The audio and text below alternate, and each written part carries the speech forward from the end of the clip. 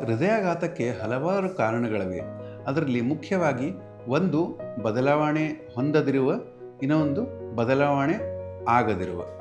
ಬದಲಾವಣೆ ಆಗದಿರುವ ಕಾರಣಗಳನ್ನು ನಾನು ಆಲ್ರೆಡಿ ಹೇಳಿದ್ದೇನೆ. ಯಾವ ಕಾರಣಗಳು ಬದಲಾವಣೆ ಆಗಬಹುದು ಅಥವಾ ಬದಲಾವಣೆ ಹೊಂದಬಹುದು, ಅವು ನಮ್ಮ ಕೈಯಲ್ಲಿರುತ್ತೆ. ಆ ರಿಸ್ಕ್ ಫ್ಯಾಕ್ಟರ್ಸನ್ನು ನಾವು ಹತೋಟಿಯಲ್ಲಿ ಇಟ್ಟುಕೊಂಡ್ರೆ ಹೃದಯಾಘಾತ ಆಗೋ ಚಾನ್ಸಸ್ಸನ್ನು ನಾವು ಕಡಿಮೆ ಮಾಡ್ಬೋದು. ಮುಖ್ಯವಾಗಿ ಇದರಲ್ಲಿ ಬರುವುದು ಸಕ್ಕರೆ ಕಾಯಿಲೆ.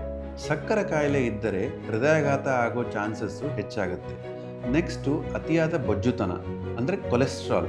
ಬ್ಯಾಡ್ ಕೊಲೆಸ್ಟ್ರಾಲ್ ಏನಾದರೂ ಜಾಸ್ತಿ ಆಯಿತಂದರೆ ಹೃದಯಾಘಾತ ಆಗೋ ಚಾನ್ಸಸ್ಸು ಜಾಸ್ತಿ ಆಗುತ್ತೆ. ಅಧಿಕ ರಕ್ತದೊತ್ತಡ, ನಾವು BP ಅಂತ ಹೇಳ್ತೀವಿ. ಬ್ಲಡ್ ಪ್ರೆಷರ್ ಜಾಸ್ತಿ ಇತ್ತಂದರೆ ಹೃದಯಾಘಾತ ಆಗೋ ಚಾನ್ಸಸ್ಸು ಜಾಸ್ತಿ ಆಗುತ್ತೆ. ನೆಕ್ಸ್ಟು ಸ್ಮೋಕಿಂಗ್, ಮದ್ಯಪಾನ ಅಥವಾ ಧೂಮ್ರಪಾನ ಮಾಡೋದ್ರಿಂದ ಹೃದಯಾಘಾತ ಆಗೋ ಚಾನ್ಸಸ್ಸು ಹೆಚ್ಚಾಗುತ್ತೆ.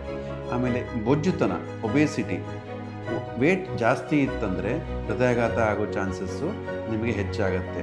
ಅದಲ್ಲದೆ ಇವತ್ತಿನ ದಿನಗಳಲ್ಲಿ ಎಕ್ಸರ್ಸೈಸ್ ಮಾಡದೇ ಇರೋದು, ಎಷ್ಟು ವ್ಯಾಯಾಮ ಬೇಕೋ ಅಷ್ಟು ವ್ಯಾಯಾಮ ಮಾಡದೇ ಇದ್ದರೆ ನಿದ್ರಾಹೀನತೆ, ವಾಯು ಮಾಲಿನ್ಯ, ಆಮೇಲೆ ಎಕ್ಸೆಸಿವ್ ಸ್ಟ್ರೆಸ್ ಲೆವೆಲ್ಸ್, ಸುಮ್ಮನೆ ಟೆನ್ಷನ್ ಮಾಡ್ಕೊಳ್ಳೋದು, ಟೈಪ್ ಎ ಪರ್ಸ್ನಾಲಿಟಿ ಅಂತ ಹೇಳ್ತೀವಿ.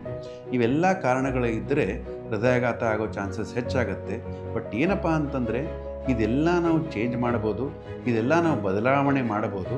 ಇದೆಲ್ಲ ನಾವು ಬದಲಾವಣೆ ಮಾಡಿದರೆ ಹೃದಯಾಘಾತ ಆಗೋ ಚಾನ್ಸಸ್ಸು ಕಡಿಮೆ ಆಗುತ್ತೆ. ಸೊ ಇವು ಎರಡೂ ರಿಸ್ಕ್ ಫ್ಯಾಕ್ಟರ್ಸ್ ಅಂದರೆ ಬದಲಾವಣೆ ಆಗದಂತಹ ಅಥವಾ ಬದಲಾವಣೆ ಮಾಡಬಹುದಂಥ ರಿಸ್ಕ್ ಫ್ಯಾಕ್ಟರ್ಸ್ ಎರಡೂ ಸೇರಿದರೆ ಶೇಕಡ 80% ಜನರಿಗೆ ಹಾರ್ಟ್ ಅಟ್ಯಾಕ್ ಆಗೋ ರಿಸ್ಕ್ ಬಗ್ಗೆ ಗೊತ್ತಾಗುತ್ತೆ.